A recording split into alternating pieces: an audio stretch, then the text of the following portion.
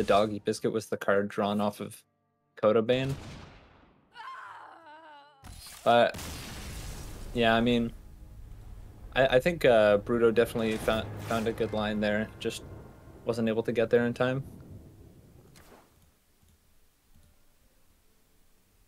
All right. Eh,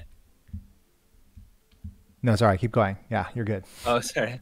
I think it does show that the Groat Rogue is a decent bit slower now. Obviously, I mean the main issue there was that Bruto found his field contact so late in the game against Hunter, which uh, definitely hurt him a lot. But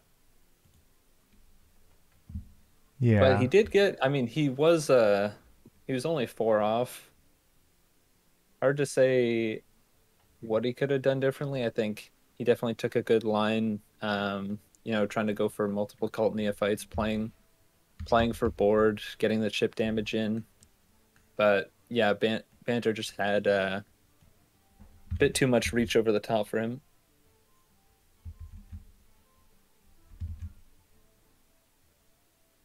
Yeah, so now the Hunter for Banter is through. I think that was a deck that, we expected to get through, being pretty good into the Warlock, or like being quite good into the Warlock and also good into this Burn Shaman, if I'm remembering correctly. So I don't think it really hurts Bruto's chances of winning the match. But I mean, Right.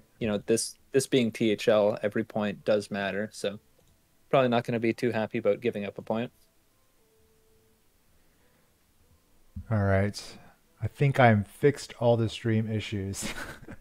So I don't usually cast on this on Schoolstone, so I think some of these settings are a little bit different. But hopefully we are all fixed now. And yeah, so we have Banterface up 1-0 with the Hunter win. Any thoughts of what he'll queue next or what Brutal will queue next? I would probably expect the Demon Hunter. Probably a bit better into the Rogue. Oh, are they already in the game? Yeah, I think Oh, it's so weird. My Hearthstone did I think not the pop the queue or yeah, immediately I go into think the my next one. spectator yeah, my spectator's bugged as well, so I had to rejoin the match.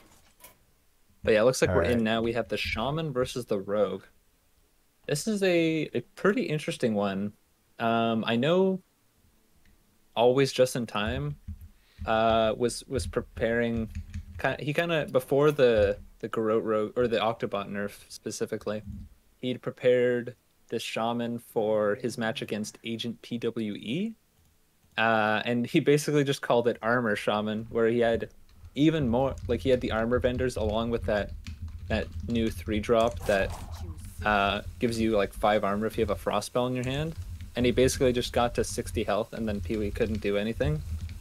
Um, Now this deck doesn't have that, whatever that 3-drop is called, but I could also definitely see the shaman, going for a Bolner turn with Armor Vendor and then playing a bunch of Battle Cries and then just getting out of range of the Garrote Rogue's damage forever. I don't know how feasible that is because I haven't played this matchup too much lately. Yeah, it's definitely an interesting line since Garou definitely has much more limited in terms of its damage potential now.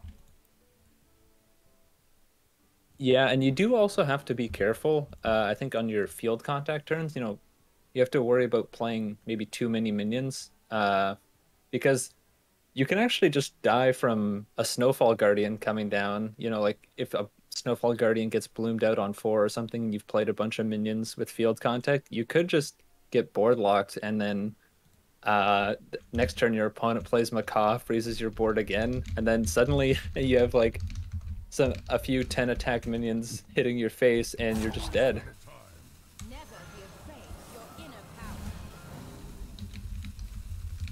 So I think the Garrote Rogue definitely has a lot to worry about and has to play around a lot of different things, including the Mutinous, which is also in the deck for McBannerface.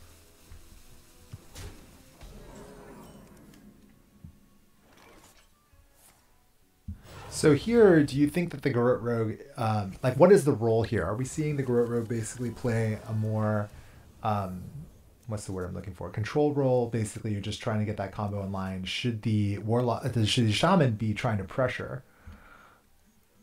Yeah, I think the shaman definitely has to pressure to some extent. I don't think you can bank on.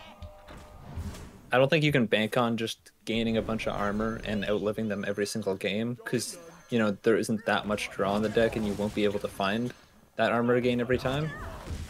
So I think you definitely have to try to put on some sort of pressure, either through, an early wild paw cavern, which we haven't seen just yet. But yeah, I don't think you can just kind of wait around and wait for the Garrote Rogue to try to combo you. I think you have to put some sort of initiative on board.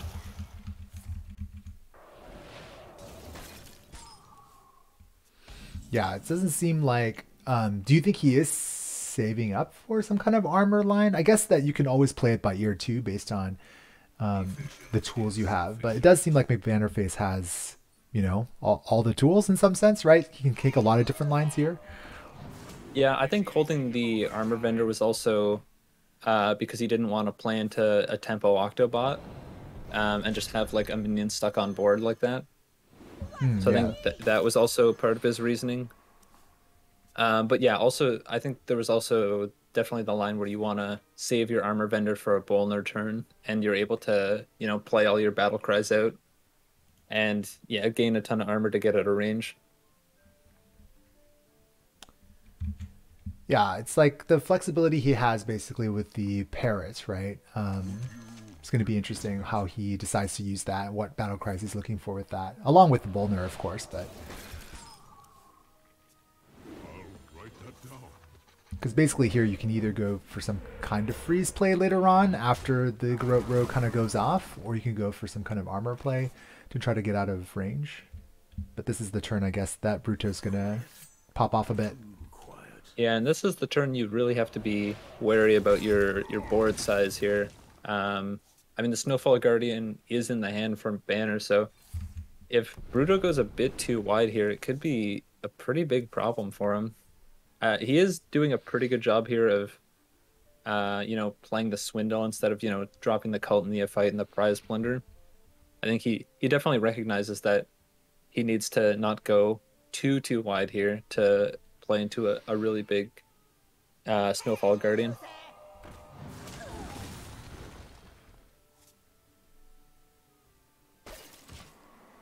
Yeah, and even leaving that Penflinger there, because he just doesn't really need it in this matchup or in with based on what his hand is. He's got plenty of cards, plenty of ways to draw more and to get his deck down. So he definitely wants the hand space.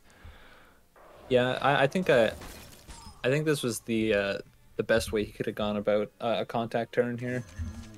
Yeah, I don't think the pen flinger is super necessary, and you've kind of forced out a really slow turn from Bantu here. He's not able to really develop that much. Had to spend half of his mana just removing the contact. Yeah, it is pretty interesting that like this hand space issue is going to be a real issue. Just because what does he play here? Could play Cutlass and Shroud here, Right. and then just let your Penflinger die when it tries to bounce back to your hand. I think that might be the play. Still doesn't let you play Octobot if you draw it. So yeah, the nerf's coming a little bit into play here. Might be looking Interesting. at a contact turn Yeah, here, another which is contact. interesting. So just gonna draw cards that way, I guess, instead of the shroud. So maybe the shroud never gets played. Yeah, we might not see the Shroud come down at all this game. Depends. He is starting this combo or this contact turn a bit late in the turn. I think we might not see him get all the actions out that he wants to. So he does It's pick gonna up be the close. Neophyte, which we might see here. Could also save it, but okay, goes down.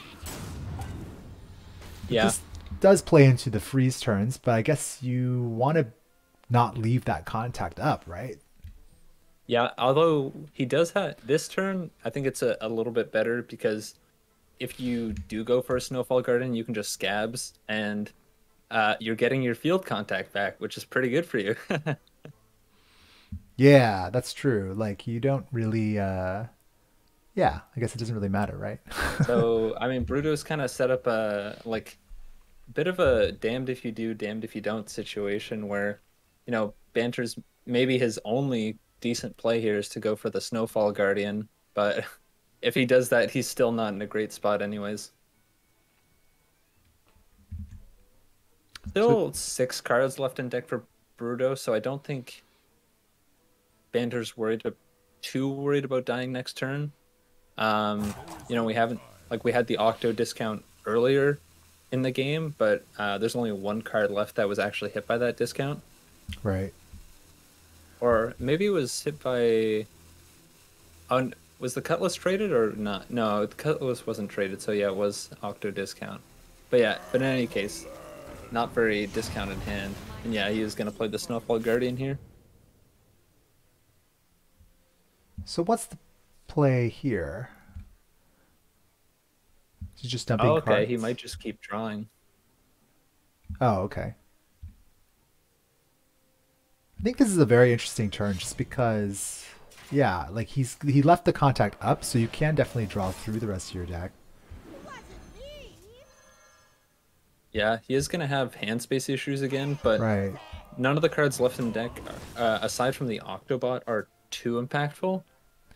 Seems Uh, like also he has to consider board space potential issues. If he just freezes this board over and over, is there ever a situation where he's just gonna like draw himself dead to fatigue before he can actually do the combo with enough? Like he has to kill some of this stuff, doesn't he? How many spaces does he uh, need? I think it's pretty likely that he's gonna have to play Scabs before getting a combo off at some point, anyways. Hmm. Okay. Um, so I would have. Oh, this is interesting. Ooh, the Octo got burned. Yeah, that's pretty unfortunate. I mean, I don't think if you play Scabs next turn, you probably won't need it. Like you won't need the Octo discount because the Scabs discount on like already on 9 mana, you already have a lot of leeway. But I think with the Scabs discount as well, effectively giving you 11 mana, you're not going to need the Octo. Yeah, this is a pretty interesting kind of situation. Like, what is the line too for now? Big Banter Face to go for here. Like, do you just leave things the way they are and you continue to freeze? Do you go for an armor play of some kind? Although I guess you But can't with leaving everything on the board, right? yeah, it is interesting. I think like is it possible that can Banter die here? So if you play Guild Trader, Garrote, and Ethereal next turn, uh that'll be 28 damage, I believe. Because the first two Garrotes won't have the extra spell damage. Right. Um so I think yeah, he Okay. is just dead here. Oh no, never mind. Goes up to The field 29 with the yeah lifesteal, the contact's dead now, so it and now won't the draw contact's dead. anymore. Right. But he still has. Okay, how much mana does he have enough mana to? No, he doesn't. Now he's 1 man off being able to trade away the Cutlass to draw all the Garrotes, unfortunately. So I believe he does have to go for a Scabs here, which kind of does leave him open to a big Bolner armor turn. Yeah.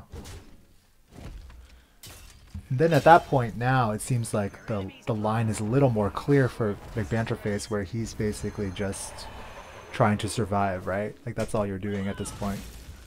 Yeah, I think now you're just trying to gain as much life as possible. You win by fatigue. And these two the shadows are definitely a problem as well right now.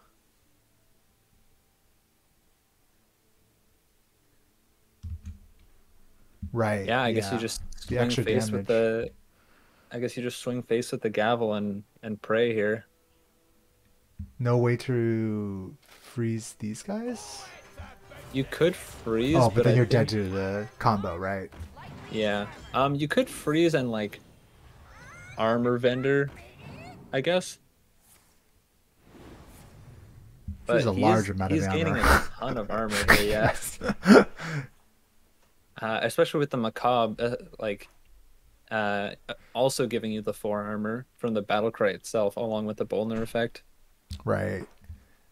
He still has more battle cries as well, so Um, yeah, I would. This Primal Dungeoneer is going to draw us. If it does draw a nature spell, it'll draw the second Snowfall Guardian, which isn't really useful.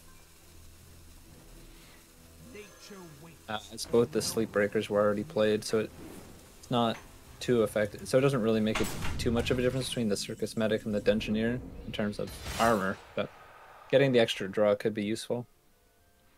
I'm sure Bruto this entire time has been doing the math in terms Yeah, of and just exactly think, what his range is. The question is if you don't have the lethal, is there some alternative? Okay, he's going for it though, right? It looks so he like. has 36 here with the two Ethereals and the Guild Trader. So then plus the eights from the board? Yeah, so that puts him up to yeah, plus the two from the weapon. So that puts him up to 46 damage. It's He's one off. actually one damage off lethal. Oh my goodness. Wow, that is crazy. But I guess you still go for it, right?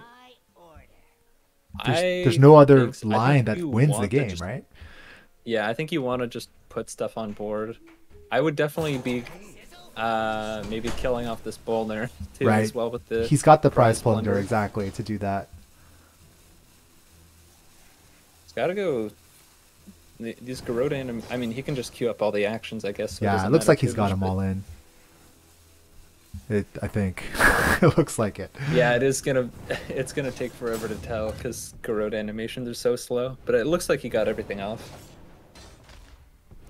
Man, and that it looks is. like he is just gonna send all face and pray that there's no, there's no taunt or heal. But there is the Talon Forging, which is gonna let him block the second weapon swing. Yeah, Oh, but and can sorry, he he? was one man off playing the prize Oh, he plunder couldn't play here. the prize plunder. That's right. Yeah, so I think that is just gonna do it for this game. I don't really see how I don't think Bruto can win now. Yeah, Um, I do. because So he seems like that way, right? Because just the taunt, you clear the board with your minions, and then you play the taunt. Oh, uh does he not need to clear the board?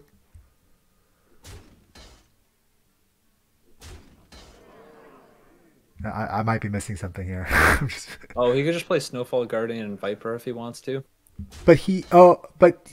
Oh, right. Because Scabs doesn't have. Yeah. Of course. So this is Yeah, essentially. Yeah, that makes a lot of sense. Because he drew Viper, right? yeah.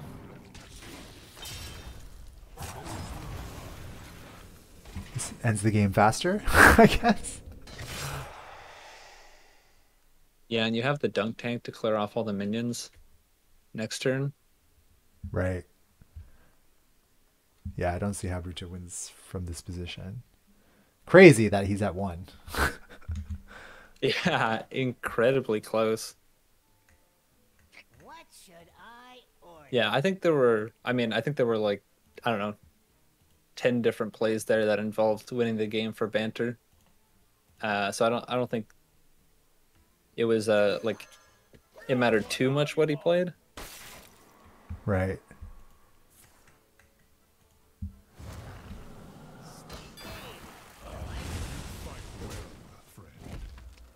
All very impressive.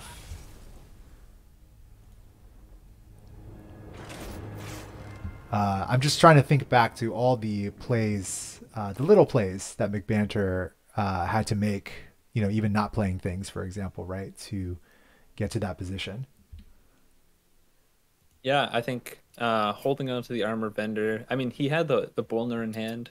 pretty early on into the game, so I think he, his plan was definitely to go for a Bolner armor vendor turn at some Right. point, and I Hmm. think yeah, it definitely paid off really well for him.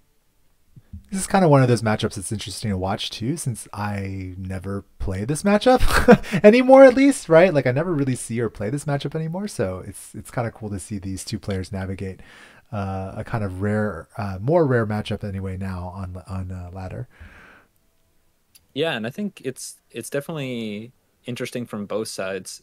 Um, like I think obviously everyone knows that Garrote Rogue is a pretty tough deck to play, but I think from the from the other end, the Shaman, I think there's a lot of decision making as we saw that game. Um, Banter had to make a lot of interesting decisions there about what how to go about winning the game. I think I don't know, I think he made pretty much all the right decisions from what we saw. Definitely.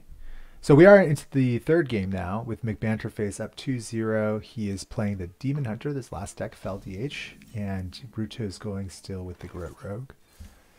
I am getting that spectator thing where after every game it's just kicking me out. So Yeah, I had to respectate as well. Bruto with a pretty solid hand to start the game. Um, has the or had the double cutlass and the passage picked up an Octobot as well, and the field contact. Wow, this is, I mean, almost as good as you can ask for. yeah, Gonna get definitely. to probably passage on 3 into an Octo turn, I would imagine.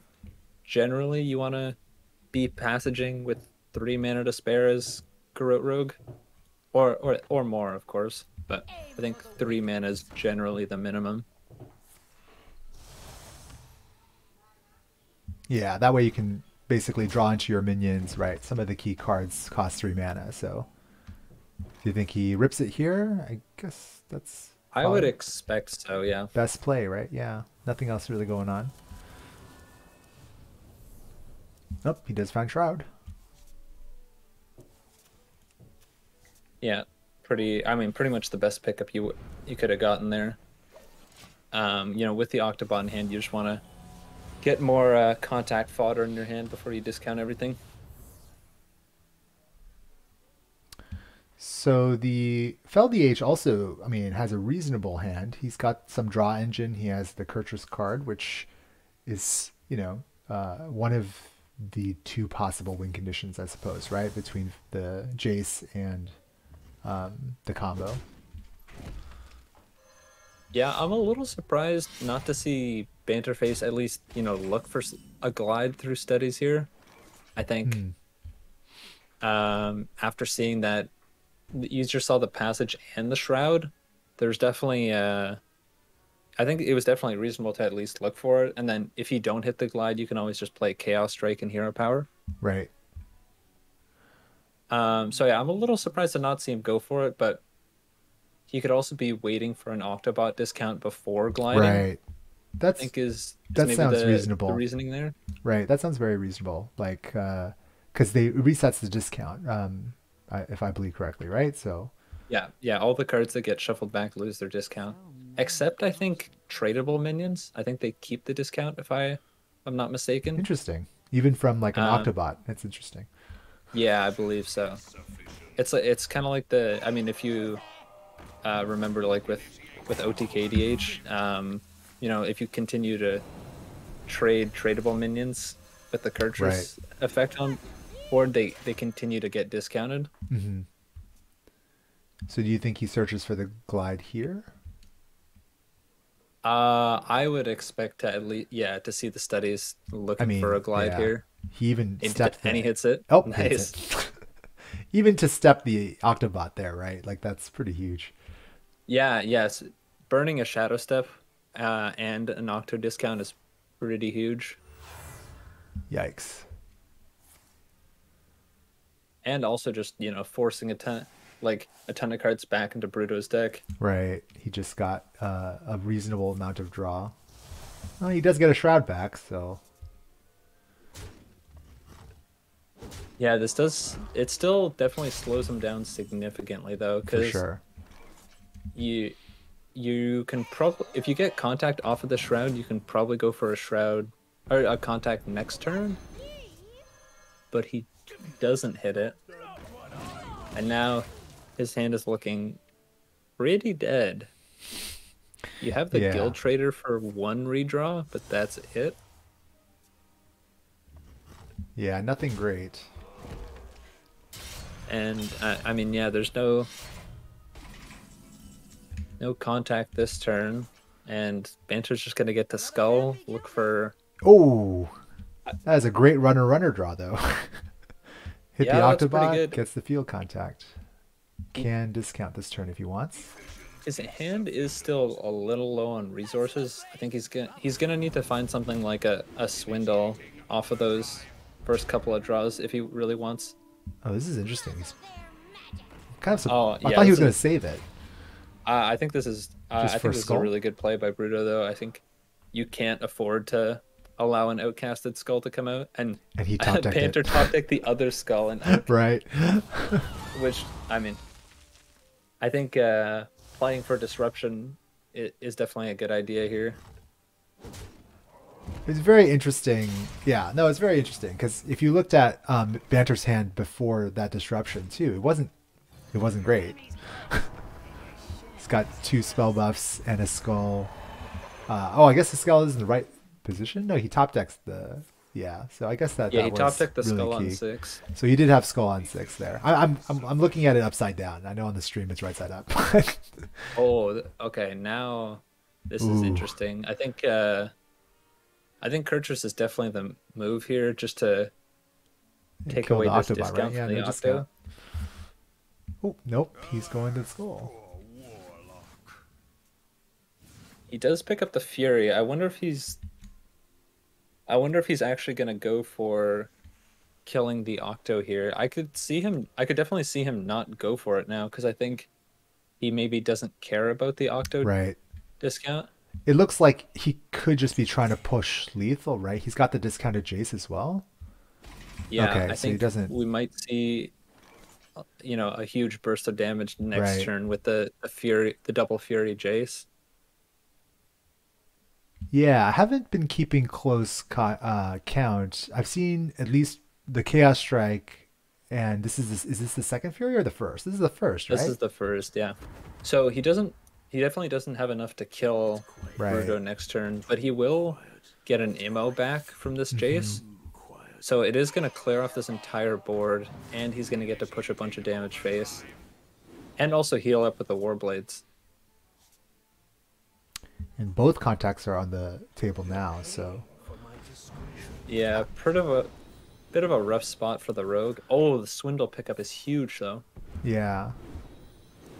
This is a pretty. I mean, I can see why, in some sense, McBannerface just didn't really care that much about the discounts because it's just such a tough position. You're basically what 3 turns behind now just because of the glide, maybe more. Yeah, you're just so far back.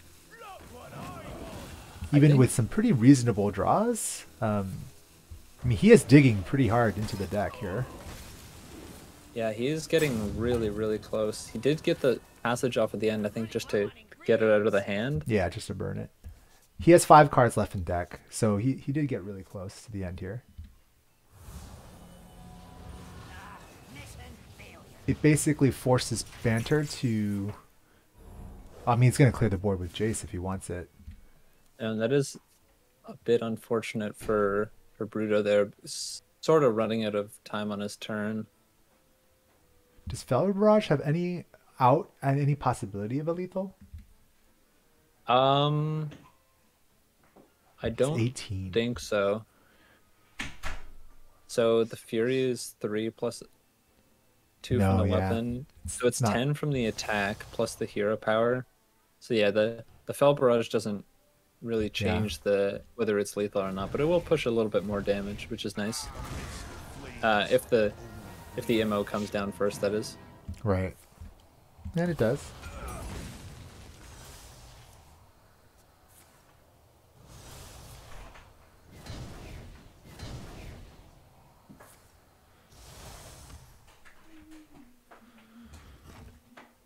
All right.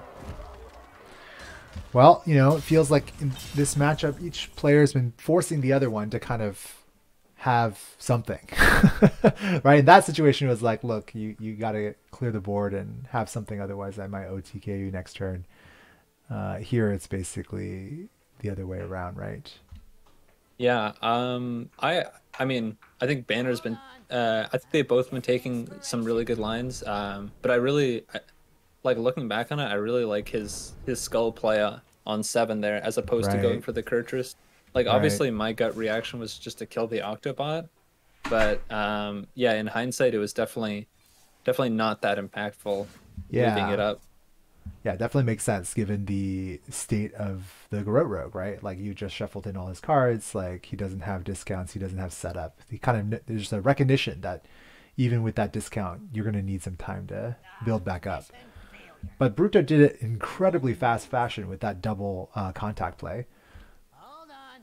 Yeah, no, he was really Information. close there. I think Hear that sizzle? um you could have maybe said that he sort of had to go for prep swindle at the end of last turn and just pray he didn't burn a combo piece. Hmm. It was, I mean, it was somewhat likely that That's enough I think he pressure. would have, Probably. he was at 9 cards, was he? Oh no, he was at 10. So he would have burned 2 cards if he went for the prep swindle. But I think that was like maybe the only way he would have potentially had lethal this turn. And I think he kind of needed it. Well, Banter's got the lethal here with Kurtrus. My 2 cents. Yeah. It is like a really tough thing to see, but you're also on 3 health. Or I guess you didn't know you were gonna go down that hard much because you're at 18. It's tough to see the the Jace off of Skull with the Fury still in hand. So I definitely don't blame Bruto for not going for that, but I think that was maybe the only way he could have won, at least at that point in the game. Right, yeah. Let's see if we can get him in for an interview. I know he was feeling sick this morning, so we'll see how he's feeling. But that's a 3-0 sweep for McBanterface then. Some And I mean, taking down a player like Bruto though in such a convincing fashion is pretty impressive, you know. Almost like this Mick Bannerface guy has played at a world championship or something. yeah, exactly. Yeah, I mean, I think it was good. I mean, pretty excellent play from both sides. You could so you could maybe say that the preparation was a little bit in Banter's favor. I know. I remember. I think it was Base that was talking about how their team discusses a lot about lineups and they're all talking a lot about each other's matches. So I think there was definitely a lot of help for Banter there, or maybe not, but I think Banter definitely got some help from his team on his lineup, and I think it showed. Yeah, let's see if we can get him in here.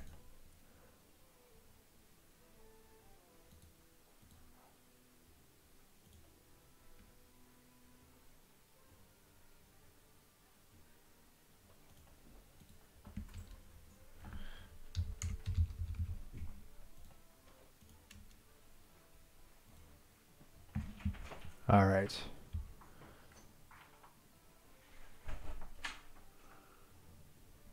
Hello.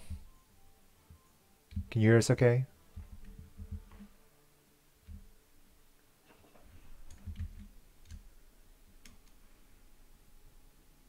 Mm, You, yeah, you guys here, right? Super Chicken, you're still here.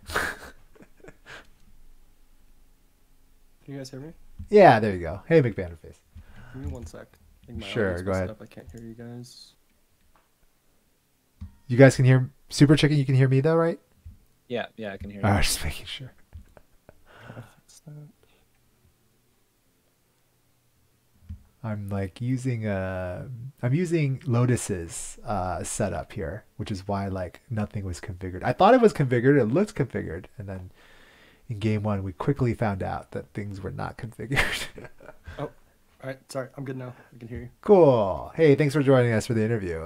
Great matches. Congratulations, first of all, on the 3-0 sweep against a very a top one opponent currently. Thank you. Anything stand out to you? Like, it seemed like you navigated these Garou matches really well. Even though it feels like, at least to me, these are not necessarily like the. Well, at least I don't play Garrote Rogue much on ladder anymore. I don't know how you felt about it, in particular the matchups and the lines that you were thinking about, how you felt navigating against Garrote Rogue. Yeah, this particular meta I haven't played much in because I kind of took a bit of a break after World, so I'm still getting back into it now. But like most of the decks that I'm playing were in the game before. Maybe not Feld DH, it wasn't super popular, but all the other decks, like I've played the matchups before and I played them a ton to practice for Worlds. And I've also played, I mean, hundreds of games on Rogue. So like I know the deck like the back of my hand. And I know what my opponent wants to do in pretty much every turn. So I kind of just use that knowledge to help navigate it. And there are definitely some tough games in there, some weird moments, but yeah, I felt pretty comfortable playing against it.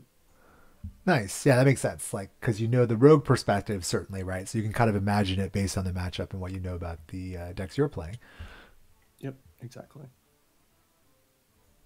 Go ahead. Yeah, I just kind of wanted to ask about how you're feeling about the meta, post patch in general. I guess you're just getting back into it now. Do you have any thoughts on how it's been now versus before the patch? Yeah, I definitely don't have enough games to have a super strong opinion on it, but I like some of the decks that are in. I mean, I think it's pretty clear that Rogue might be a bit of an issue. Like most of the Rogue decks are just better than everything else, but there are a lot of viable classes. I'm also doing some prep for the Max League of Nations tournament, and like we need to have 9 different classes in it. And I was looking through and I was like, hey, there are actually good decks for just about 9 classes, maybe 8, which is pretty cool. And it's not super common in any meta, I think. Usually there's a few classes that are clearly better than others. So there's a lot of diversity, which is nice. And I think it leaves a lot of room for, other decks to perform well, especially if Rogue does end up getting nerfed, then I think it'll be a very competitive meta for all the classes. Yeah, so you are kind of in on the rogue nerf. It sounds like you are kind of hoping that that happens soon. Yeah, I mean, I love Rogue. It's my favorite class, so I like playing it. But I think it's pretty clear that it's a power outlier right now. Like there are 2 Rogue decks that are pretty arguably the 2 best decks in the game by a good margin. I would argue that. So I wouldn't mind seeing it nerfed. And I think that everything else seems pretty good to me. I'm not sure if that many nerfs are needed. It's probably just Rogue. What would you do to it, I guess? And so your thought is that if we just tone down rogue alone, then basically the meta will be fine. Like all the decks will still be viable, I suppose, right across the board. Yeah, I mean, I haven't given it too much thought. I'm not sure exactly what, repercussions that could have. Maybe, Handlock becomes too good or Beaster becomes too good, something like that. But it's definitely the one that comes to mind. I would probably just nerf Null to start, and I would definitely nerf Scabs. I think if you hit those 2 cards, you hit the 2 best rogue decks. Scabs is definitely a broken card. I think everyone can agree on that. Hmm. It's just way too strong for what it does. I'd put that to 8 mana probably, and nerf Null by a mana, or maybe change the card text a little, and then I think it'll be pretty fair and competitive. Nice. Super Chicken, any questions? Yeah, I just wanted to say, I mean, congrats on the win. So I know you joined, this is a new THL team for you. You playing with Hype Horizon for a few seasons now. How's the change been for you? Has the team environment been different at all? Yeah, it has been a bit different. I mean, with Hype Horizon, it was a bunch of like really strong players, but we didn't necessarily pay like too much attention to THL. We were often pretty busy with other stuff, so we didn't really ever talk about lineups or anything. Whereas there's definitely more like THL specific interaction with the new team, which is nice. It's cool to have some extra talk about lineups and stuff.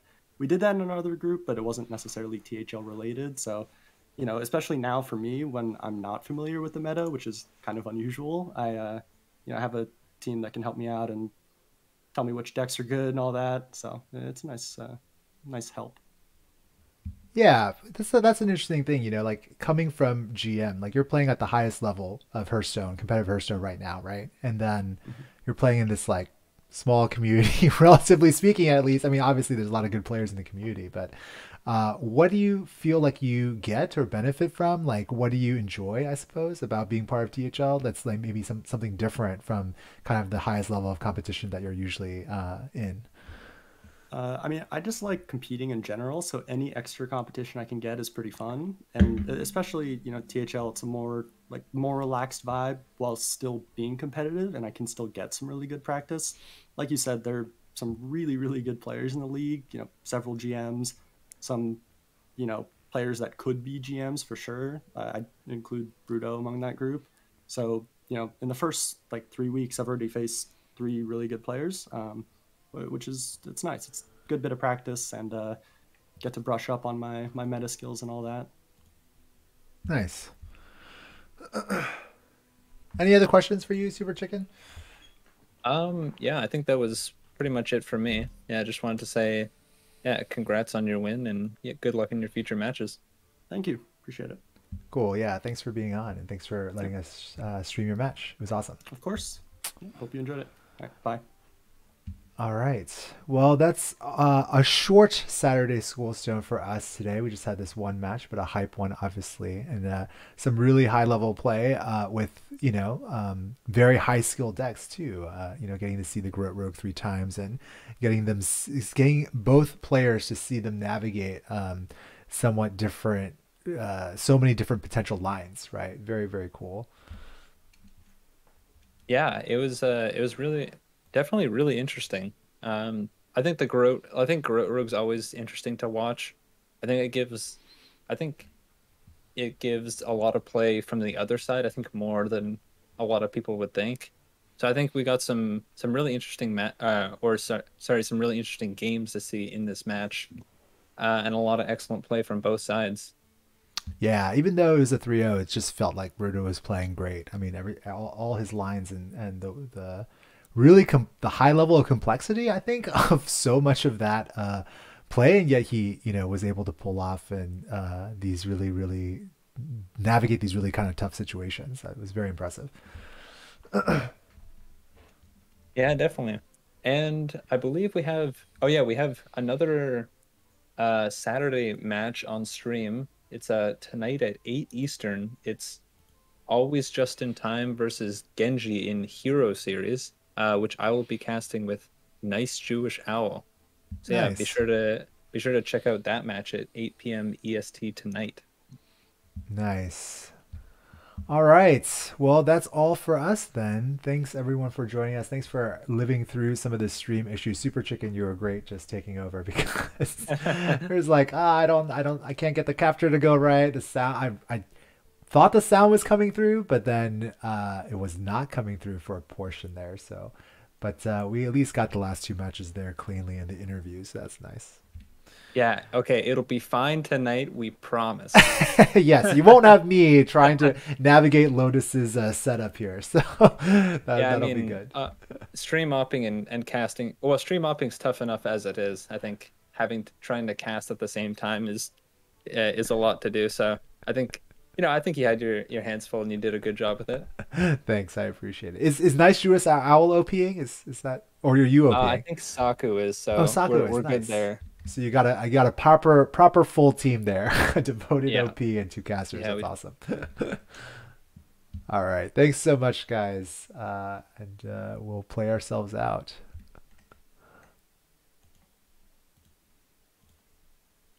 I hear you got a problem.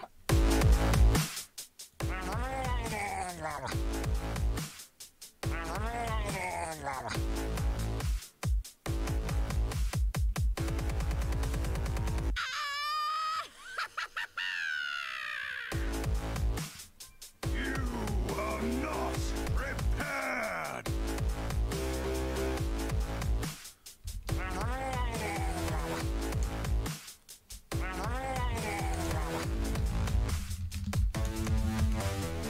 Another round?